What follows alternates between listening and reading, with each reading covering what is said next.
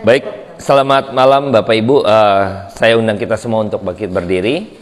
Kita akan berdoa terlebih dahulu sebelum kita akan mendengarkan kebenaran firman Tuhan, belajar kebenaran firman Tuhan. Mari kita bersatu dalam doa. Bapa dalam surga, terima kasih buat kekuatan daripada Tuhan saja yang boleh diberikan kepada kami, sehingga malam hari ini dalam situasi apapun juga Tuhan, hujan gerimis dan juga angin yang kencang Tuhan, tidak meluluhkan kerinduan kami untuk kami boleh datang belajar kebenaran firman Tuhan. Kami berdoa sekali lagi Tuhan Yesus, mengucap syukur buat hari yang Kau berikan bagi kami untuk kami boleh dengaran akan firman Tuhan. Hamba berdoa Tuhan, dengan segala keterbatasan kami boleh belajar firman Tuhan. Mohon urapi hati dan pikiran kami. Terlebih lagi untuk Pendeta Cipto yang akan menyampaikan kebenaran firman Tuhan. Kiranya Tuhan berikan kuasa kebenaran firman Tuhan, sehingga setiap kami yang mendengar mendapat lawatan daripada Tuhan, yaitu mengenal Kristus di dalam kebenarannya. Terpuji-pujilah nama Tuhan, kekal selama-lamanya sampai selama-lamanya. Kami menyerahkan persekutuan doa dan persekutuan kami pada malam hari ini Tuhan untuk pembelajaran firman Tuhan dari awal hingga akhirnya. Tuhan juga memberkati setiap rekan-rekan kami yang di dalam perjalanan mereka. Tuhan lindungi, jauhkan dari segala cuaca yang buruk. Kami berdoa, hantar mereka penuh dengan semangat daripada Tuhan dan antusias untuk mendengarkan kebenaran firman Tuhan. Terima kasih Bapa, dengar doa kami di dalam nama Tuhan Yesus Kristus. Biarlah setiap kita yang percaya katakan amin. Baik Bapak Ibu, silakan duduk. Saya sebelumnya pada malam hari ini kurang enak badan sebenarnya gitu ya. Dari kemarin saya juga harus menemani Pendeta Cipto gitu ya untuk boleh melayani beliau, sehingga juga pada malam hari ini beliau akan sampaikan kebenaran firman Tuhan. Pendeta Cipto akan menyampaikan poin-poin penting juga terkait dengan kebenaran firman Tuhan dengan tema yang cukup menarik sebenarnya, yang dulu pernah saya juga sharingkan mengenai 2 peser gitu ya, persembahan janda yang begitu diperhatikan Tuhan, diperhitungkan Tuhan gitu ya. Oke, kita akan belajar firman Tuhan. Saya undang hambanya untuk berbagian Pak, silakan Pak.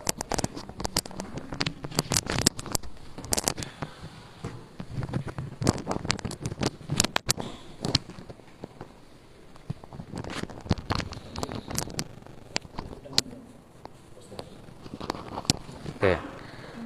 Salam. Ya, saya bersyukur sekali lagi dapat kesempatan yang diberikan oleh Pak Hengki dan semua rekan-rekan untuk boleh men-sharekan firman Tuhan. Ya, baik, kita langsung saja. Saya akan mengajak kita untuk membaca di dalam kitab Markus. Markus pasal 12. Markus pasal 12 ayat 41 sampai ayat 44 ya. Saya akan bacakan untuk kita semua ya. Dan perikop persembahan seorang janda miskin ya. Pada suatu kali Yesus duduk menghadapi peti persembahan dan memperhatikan bagaimana orang banyak memasukkan uang ke dalam peti itu. Banyak orang kaya memberi dalam jumlah yang besar. Lalu datanglah seorang janda yang miskin, dan ia memasukkan 2 peser, yaitu 1 duit.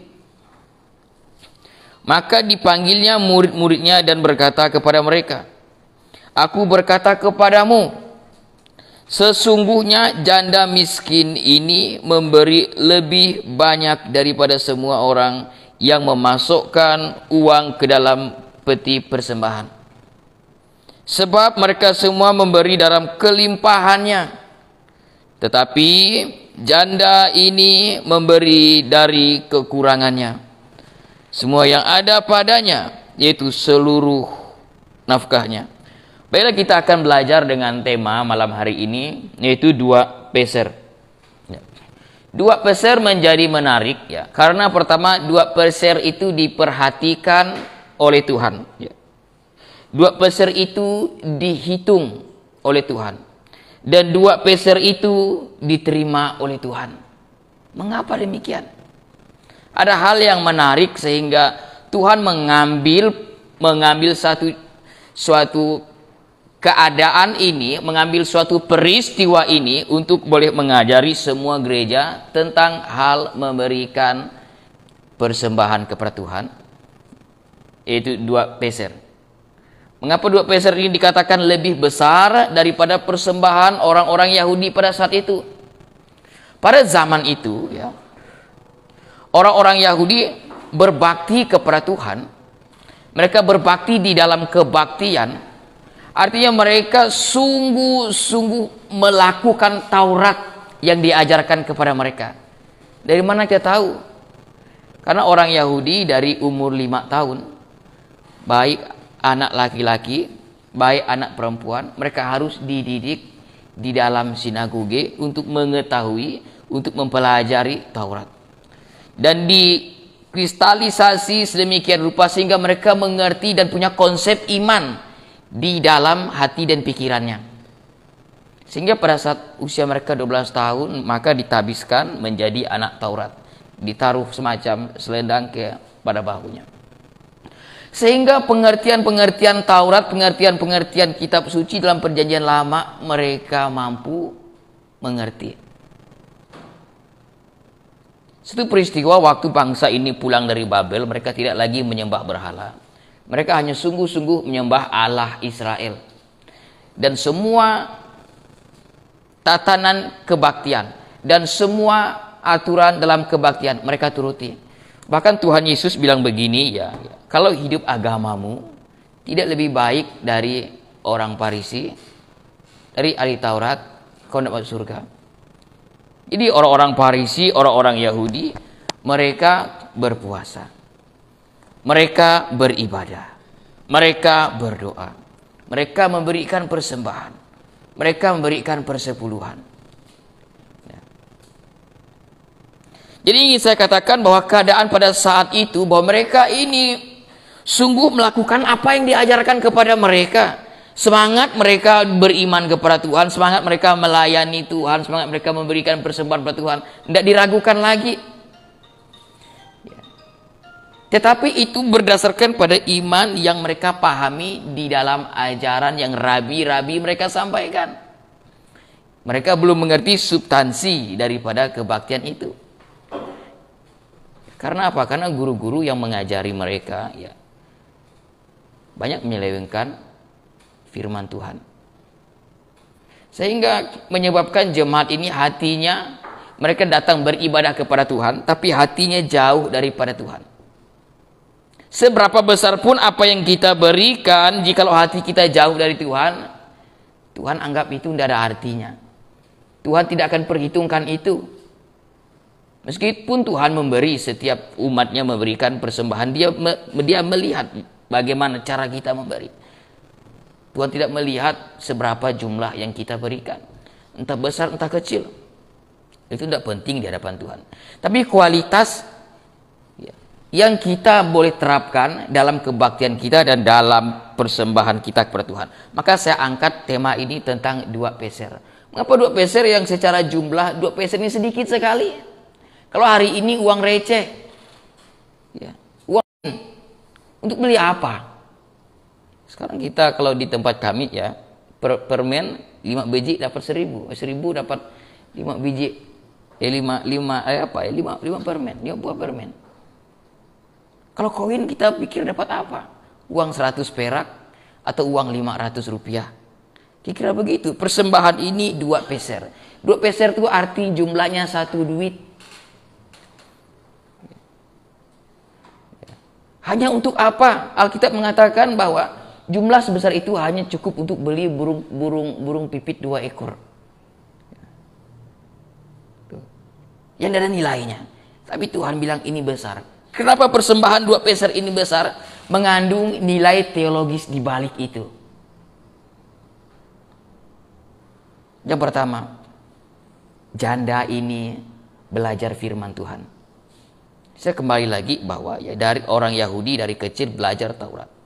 Dan tentu, ya, janda yang miskin ini sudah mengalami yang tua, karena Alkitab katakan bahwa orang yang boleh disebut yang disebut janda itu, ya, dia usia 60 tahun ke atas yang harus diperhatikan. Itu yang boleh dicatat sebagai janda yang menerima bantuan. Firman ingin mengikuti kehendak Tuhan. Karena apa? Karena Tuhan telah mempersiapkannya. Waktu di dalam peristiwa Elia sudah mulai kehabisan makanannya ya, di Sungai Kerit itu, Tuhan sudah, supaya apa? Supaya janda ini memelihara atau memberi makan kepada Nabi Elia. Mau aja janda itu menuruti. Orang tidak kenal loh. Kita kalau orang tidak kenal datang ke rumah kita, ya apalagi modelnya urak-urakan. Ya, orang pakai Elia kan terkenal dengan nabi yang apa itu ya? Kalau kita katakan itu ya, ekstrim. Ya mau Tuhan yang sudah perintahkan. Sedikit minyak dalam buli-buli. Sebentar saya akan mengambil beberapa potong kayu. Lalu saya akan olah roti itu dan saya makan. Setelah itu kami mati. Saya dan anak saya mati. Karena peristiwa itu terjadi pada masa kelaparan 3 tahun lebih di Israel. Mungkin dia terkenal, Alkitab mengatakan dia janda miskin. Rumah mungkin gak ada. Saudara mungkin gak punya. Mungkin uang yang ada padanya itu hanya diberikan oleh belas kasihan hati yang orang berikan. Tapi sekarang aku tetap dia. Artinya pemeliharaan Tuhan dahulu, hari ini, dan nanti itu akan terus terjadi kepada orang yang taat kepadanya. Jadi di dalam iman, janda ini memberikan 2 peser. Ini persembahan kepada Tuhan yang berkenan itu bukan jumlah yang banyak. Entah itu seberapa banyak, entah itu seberapa sedikit. Tapi apakah yang kita berikan ini di dalam iman atau tidak? 2 peser pun kalau kita berikan, kita tidak beriman kepada Tuhan, itu penghinaan di hadapan Tuhan. Seberapa banyak pun yang kita berikan, seperti orang-orang Yahudi ini dikatakan dari kelimpahan mereka, Tuhan tidak akan berkenan. Kenapa? Tidak mengerti firman. Perlu semua orang percaya belajar firman Tuhan dan mengerti firman Tuhan. Semakin kita mengerti firman Tuhan, semakin kita belajar firman Tuhan, semakin kita mengerti kehendak Tuhan. Dan semakin kita mengerti kehendak Tuhan, semakin mengerti kita bagaimana cara mempersembahkan persembahan kepada Tuhan. 2 peser mengandung nilai yang sangat besar, yaitu pengertian firman. Yang kedua, ada iman yang berserah kepada Tuhan. Janda ini memiliki iman. Saya yakin Tuhan pelihara saya kok. Tidak mungkin Tuhan tinggalkan saya. Bunga bakung saja didandaninya dengan cantik. Masakan saya tidak diperhatikannya? Burung di udara yang tidak berladang diberinya makan. Ya. Terlebih lagi kita keturunan Abraham yang sudah ditebus oleh Tuhan ya, dengan darah anaknya. Dia akan memperhatikan kita ya. Karena kita telah diadopsi ya, menjadi anak Allah ya, mendapat ahli waris bersama dengan anaknya yang sulung. Wah, itu indah. Masa mungkin kita mengadopsi anak tanpa cinta kasih? Otomatis kita kalau melihat seorang anak, kita memiliki cinta kasih kepadanya, mungkin dia yatim piatu, tak punya ayah, tak punya ibu. Karena kasih kita kepadanya, mungkin kita adopsi dengan cara yang baik. Mengapa kita adopsi? Karena cinta kasih. Tidak mungkin kita mengadopsi anak karena rasa kebencian. Demikian Tuhan, karena kasihnya yang besar itu. Ya, dia kirim anaknya yang tunggal. Ya, supaya siapa yang percaya kepadanya tidak binasa. Jadi janda yang miskin ini memberikan 2 peser. Ada nilai iman yang berserah kepada Tuhan. Dia berserah kepada Tuhan. Tuhan akan pelihara saya. Bukan berarti dia memberikan 2 peser, lalu nanti dia akan berharap pada Tuhan nanti akan kembali 100 peser. Tidak demikian. Ya, itu mancing namanya kan. Ya, di hadapan Tuhan kita jangan mancing ya. Ya. Kita nih persembahan ini umpamanya 10.000, nanti kita akan harapkan Tuhan nanti setemukan uang di jalan 100.000. Kira begitu. Kita persembahan 1 juta, kita harapkan nanti Tuhan akan berikan saya 10 juta. Tidak begitu. Tapi Tuhan akan memelihara dengan caranya, bukan cara kita. Siapa yang sangka janda Sarafat?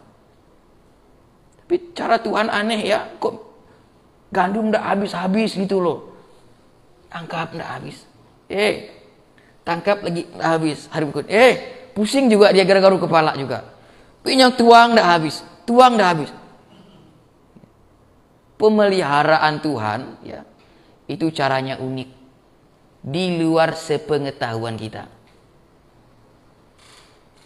Jadi iman itu yang berusaha dihidupkan janda yang miskin ini dalam persembahan 2 pesernya. Dia berikan yang paling besar dari semua orang. Dia memberikan di dalam kekurangannya. Persembahan yang besar bukan dari kelebihan kita. Persembahan yang besar itu adalah persembahan dari kekurangan kita.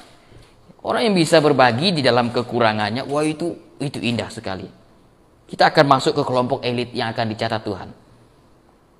Mungkin itu tidak tercatat di kitab sucinya, tapi kita akan tercatat di dalam kitab kehidupannya. Amin. Bukan nilai materi yang Tuhan perhatikan, tapi kualitas iman yang berserah kepada Tuhan. Dia memberikan di dalam kekurangannya. Ya, di dalam Roma 12 ayat 1 itu bilang, persembahan yang baik itu apa sih? Itu persembahkanlah tubuhmu. Ya. Tidak berhenti situ, yang kudus, yang berkenan kepada Allah. Oh, jadi orang Kristen berat sekali. Apa di persembahan yang kudus? Ya? Ya, tadi kita bersama Pak Hengki dan satu rekan bercerita ya, bahwa kita harus minta ampun di hadapan Tuhan, pengakuan dosa setiap hari. Dan kita juga minta kepada Tuhan untuk dikuduskan setiap hari. Jadi Tuhan bilang, kuduslah kamu sebab aku kudus.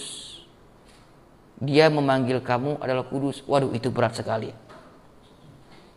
Jadi persembahan yang berkenan kepada Tuhan, yang pertama itu persembahkan tubuh kita yang kudus. Artinya setiap hari bagaimana tubuh ini boleh berkenan di hadapan Tuhan. Tangan melakukan kebajikan, kaki melakukan kebajikan, pikiran melakukan kebajikan, mata melakukan kebajikan. Enak gampang. Jika tubuh kita sudah dipersembahkan sebagai persembahan yang hidup, yang kudus ini, mana mungkin ya kita menganggap apa yang di tangan kita ini lebih penting dari hidup kita. Janda miskin itu tidak menganggap 2 peser ini lebih penting daripada persembahan yang telah dia berikan hidupnya. Sehingga 2 peser ini dia berikan di dalam iman. Tuhan akan memelihara saya. Tuhan akan memberkati hidup saya dengan caranya, bukan dengan cara saya yang terbatas ini. Itu iman yang besar menurut saya. Tapi Tuhan katakan ada 2 iman yang besar yang dia jumpai. Tapi menurut pikiran saya, perempuan ini juga punya iman yang besar, janda miskin ini. Dia memberi di dalam kekurangan.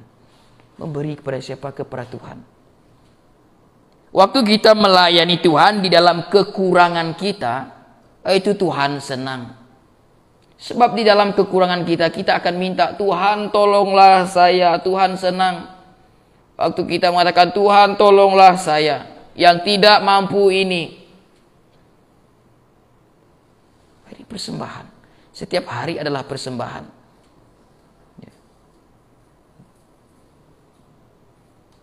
Apa yang kita lakukan dalam hidup kita, di dalam kekurangan kita, ya, dan kita persembahkan dengan suci dan tulus pada Tuhan, Tuhan akan perhatikan itu.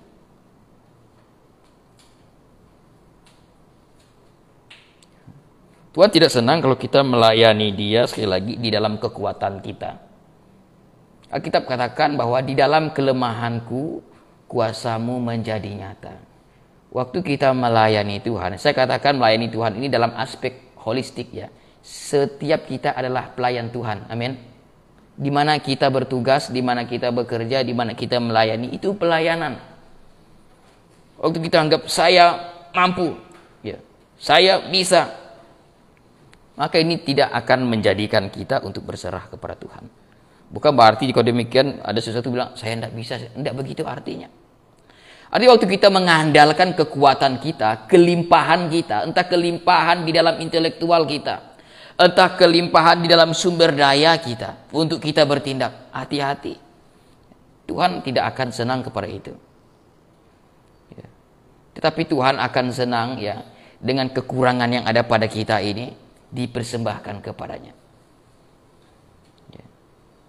Waktu kita mungkin dapat suatu tantangan baru ya, mungkin pekerjaan baru yang mungkin kita belum tahu.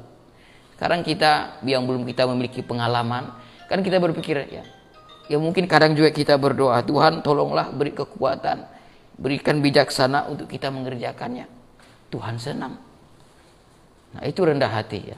Maka saya setuju dengan konsep Pak Hengki bilang rendah hati itu artinya kita kalau tidak tahu bilang tidak tahu.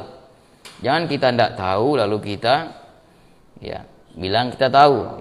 Ya. Ilustrasinya seperti orang nyetir, dia tidak bisa nyetir nih. Ya. Tapi dia tidak mau kasih setir kepada orang yang bisa nyetir kendaraan. Nah itu sombong. Nah jadi Tuhan ingin bahwa dalam setiap aspek hidup kita yang kurang dalam diri kita ini kita berikan semaksimal mungkin kepada Tuhan untuk kebaikan. Tuhan akan senang itu. Potensi apa sih yang ada dalam diri kita? Mungkin di dalam pekerjaan kita. Pakai semaksimal mungkin kelemahan kita untuk kita boleh melakukan kebaikan di dalamnya. Ini arti 2 peser. 2 peser bukan masalah fisiknya, bukan masalah uangnya, tapi 2 peser adalah simbol kekurangan, simbol keterbatasan. 2 peser adalah simbol penyerahan. Tuhan ingin bahwa kita berserah kepadanya. Hari demi hari ya saya harap bahwa kiranya 2 peser ini boleh kita aplikasikan dalam hidup kita. Tuhan bukan melihat seberapa besar, seberapa kecil yang kita persembahkan kepada Tuhan, entah itu persembahan saat kita di gereja, entah itu persembahan hidup kita saat kita beraktivitas mengabdikan diri kepada masyarakat. Tapi harus ada pengertian firman di balik tindakan kita. Harus ada iman di dalam balik tindakan kita. Sebab segala sesuatu dilakukan di luar iman, kita berdosa. Kita memberikan ya karya kita memberikan ya intelektual kita memberikan mungkin apa yang ada di tangan kita kepada orang lain, tidak di dalam iman, ini akan menjadikan satu kesombongan yang besar dalam hidup kita. Saya sudah memberi ini lebih banyak nih, sehingga kita akan memiliki satu sikap kita boleh ngatur. Saya harap ya bahwa di dalam gereja Tuhan ya, yang memberi banyak, yang memberi sedikit tidak boleh mengatur ya, pekerjaan Tuhan. Untuk semua jemaat Tuhan dimanapun berada. Hari ini kita pelajari bahwa Tuhan ingin kita bertindak di dalam iman. Tuhan ingin kita bertindak di dalam penyerahan total kepadanya. Janda ini miskin, betul miskin. Tapi dia tidak mau pakai alasan saya ini miskin. Saya ini tidak punya apa ya. Kalau dia miskin ya pasti tidak punya lah ya.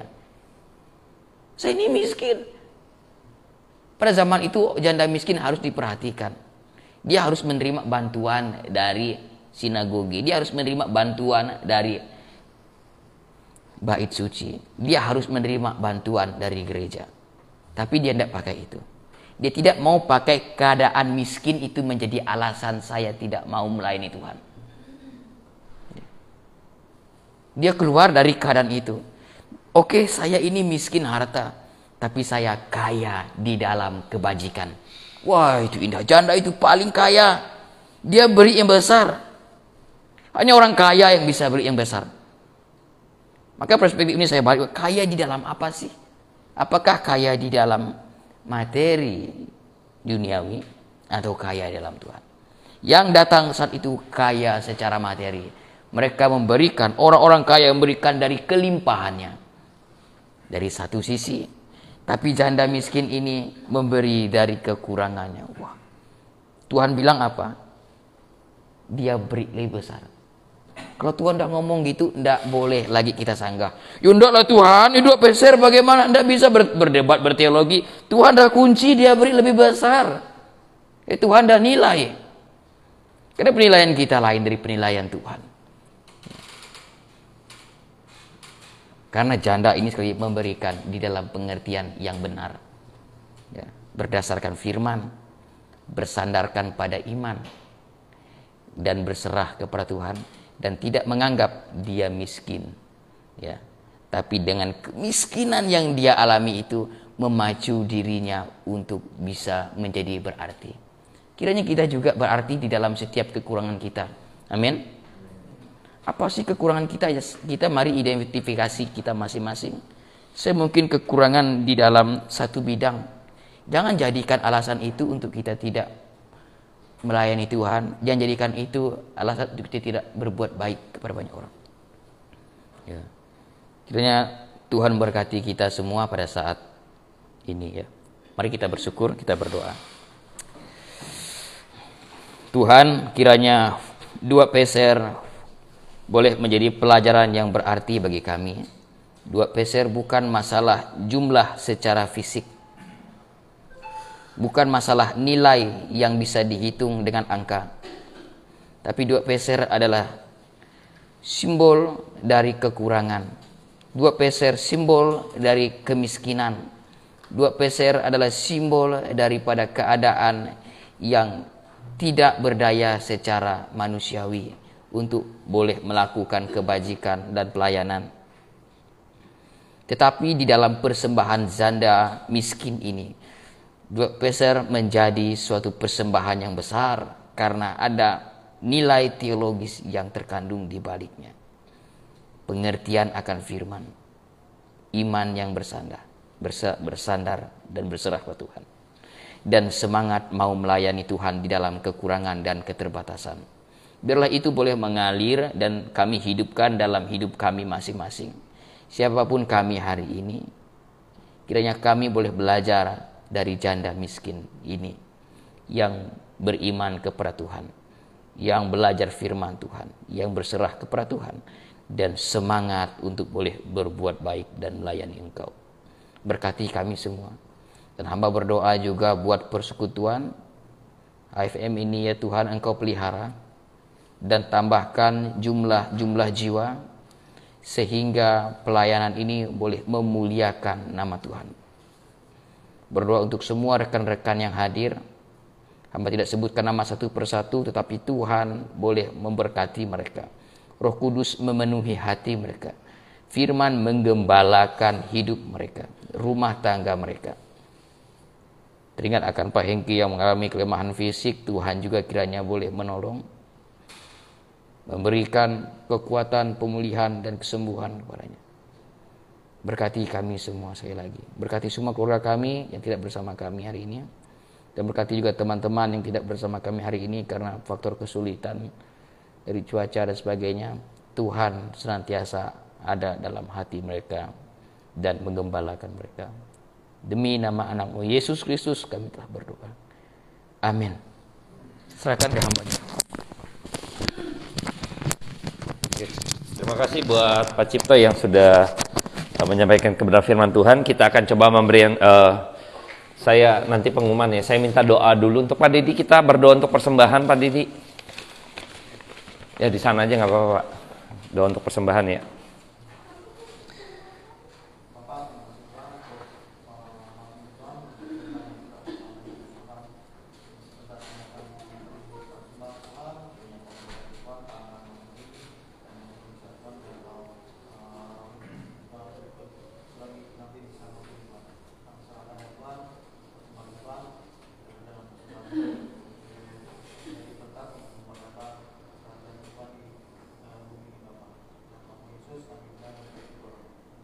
Amin. Oke, baik. Saya akan beri pengumuman. Kita di bulan Desember nanti akan ada acara Natalan tanggal 17 hari Sabtu. Kita bertempat di GKRI Haleluya di Industri.